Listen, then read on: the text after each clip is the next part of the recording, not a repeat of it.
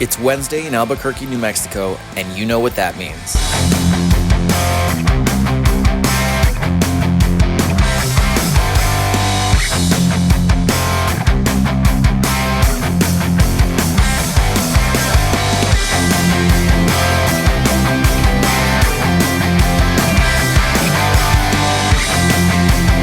My Queer Across America journeys bring me back to New Mexico, and my anxiety is racing because of what happened last time as I was driving through here.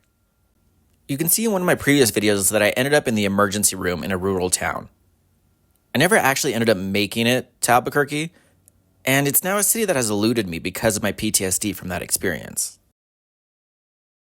I'm nervous and honestly terrified of being on the same road that introduced me to my first ER visit. I'm trying not to let anxiety hold me back, but getting caught in a sandstorm is not helping. It's so bad that we have to completely stop on the highway to let it pass. Finally, I've made it to the Southwest city for the first time. I'm not sure how queer-friendly the city is going to be, but I did research some queer-owned businesses, so that's a good place for me to start. Arrow Brewery is a native queer women-owned establishment that brews on native land. This place is huge, and I'm surprised that it's this empty. Where do Albuquerqueians hang out on weeknights? I bartended at 2 breweries before, but without exaggeration, Arrow has the best beer I've ever had in my life. I'm definitely taking a 6-pack of their Pilsner home with me. Their taco truck out front isn't open, so I have to grab some food before heading to my hotel. I stopped by Voodoo Girl to grab a quick pizza.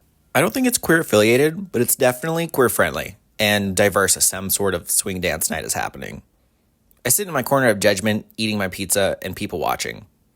There's all kinds of age groups, cultures, and gender expressions mixing and dance. This was nothing like what I was expecting from Albuquerque. I guess I was expecting more small town vibes. I was also expecting the pizza to not taste like cardboard, but you can't have everything. There's nothing I want to do more than get some sleep after a long day and 6-hour drive. Of course, something had to spill in my bag, and now everything is covered. If this is the only bad thing to happen on this trip, I'll take it. I can't stop thinking about when I was in the hospital last time. I know it's illogical, but I'm expecting danger around every corner. I guess that's just the PTSD. After much needed sleep, I'm refreshed and feeling good to check out more of the city. Many people suggested going to the Nob Hill area. This neighborhood is like the cool, artsy area. Like one Reddit user suggested, it's a safe area unless you're afraid of organic produce, fancy restaurants, or college professors. It's also home to one of the queer bars, Albuquerque Social Club. I spoke to a woman from the area and she said a lot is changing in Albuquerque. There's an influx of people moving here and it's quickly becoming more welcoming and diverse. This sounds very similar to Denver or how Phoenix was years ago. Albuquerque might be the next hotspot, especially for queer people.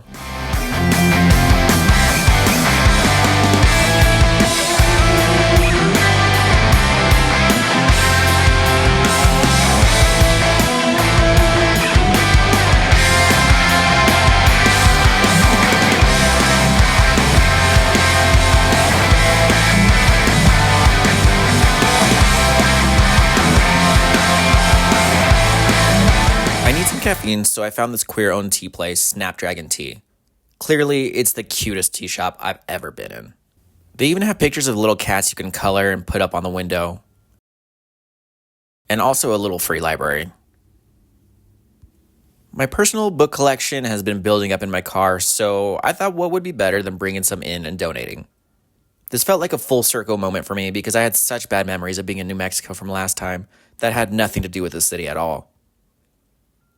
Now I'm seeing how incredibly welcoming and queer the city is.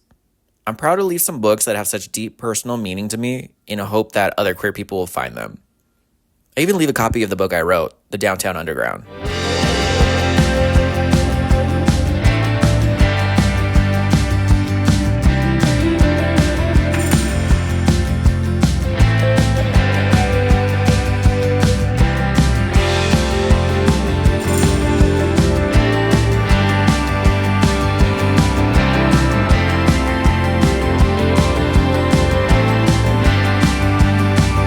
The good thing about having my entire life in my car and constantly moving around is that I downsize often. I always have to get rid of books and clothes and so many personal things that aren't practical to carry with me. In just about every major city, there's an LGBT center, or like in Albuquerque, a trans center that takes donations. I never want to just throw things away, so I prefer to donate. Here, I donate to the Transgender Resource Center of New Mexico, because it's sometimes difficult for trans people to find clothes that fit their gender expression and size. So donating all kinds of sizes can really help find what they need. Next, I head to Old Town, which is exactly what it sounds like. It's a city center and has an old charm to it, though now it's a major tourist spot.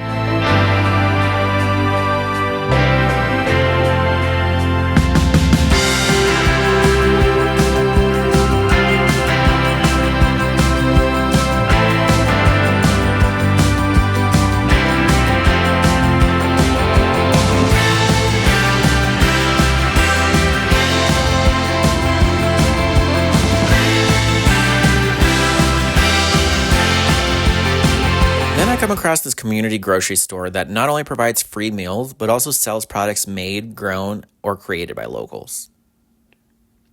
To me, this is the way grocery stores should be, not run by major corporations that poison our food with chemicals. Food should be accessible and healthy.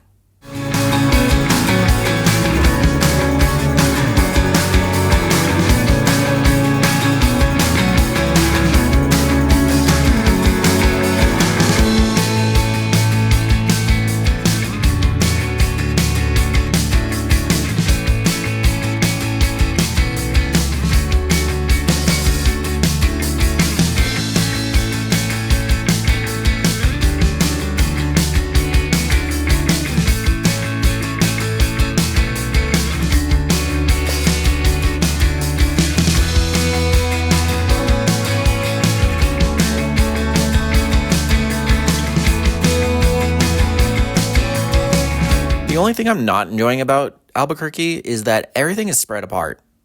I'm not sure what the public transportation is like, but this trip would have been rough without a car.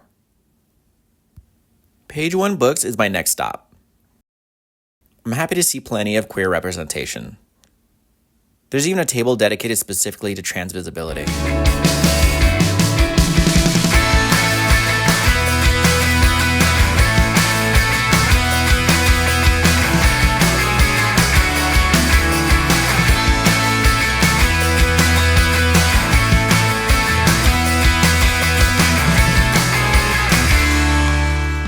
I also want to visit SageWork Organics, a queer-owned company that makes natural products.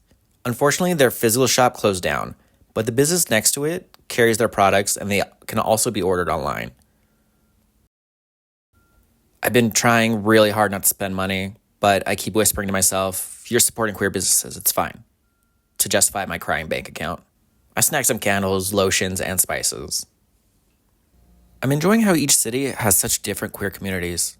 Some are centered around the nightlife, while others, like Albuquerque, are centered around other queer-owned businesses.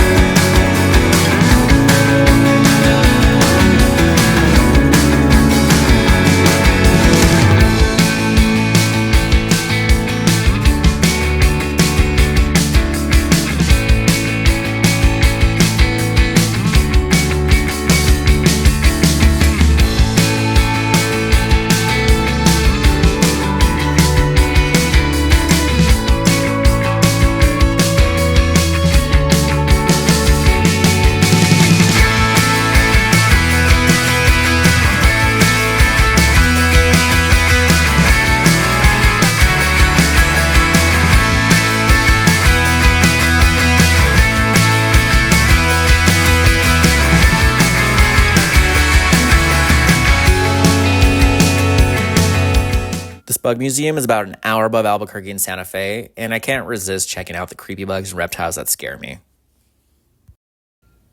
I don't think there's really anything inherently queer about this place, but this is what I'm doing for fun today. My Albuquerque trip was redemption and undid a lot of trauma. Trauma is such a strange thing because it's very illogical. We go through a traumatic event and our brains think that those kind of events will happen every time. I avoided New Mexico for years. It took a lot of therapy to understand what happened last time. The short version is that I dissociate. Dissociation can be quite dangerous for a solo traveler driving through rural areas. Mental health can also affect physical health. creating a perfect storm of pain, anxiety, and confusion that can lead to an ER visit, like it did with me. I try not to let mental health issues stop me from doing the things I want to do in life. They can f up plans sometimes, but I never want them to hold me back. Having a panic attack or dissociative episode can feel like a relapse to where it pauses what I'm doing until I work through it and I'm able to continue. It's been a long mental health journey in life, and there will always be things I need to work through. For now, I couldn't be happier with how welcoming and fun Albuquerque has been. I'm thankful for the opportunity and the second chance. If you're enjoying these videos and want to support my Queer Across America journey, please give me a like and subscribe. And if you want to stay connected with the community, check out my Patreon where you can get access to our Discord, exclusive videos, and a copy of my book.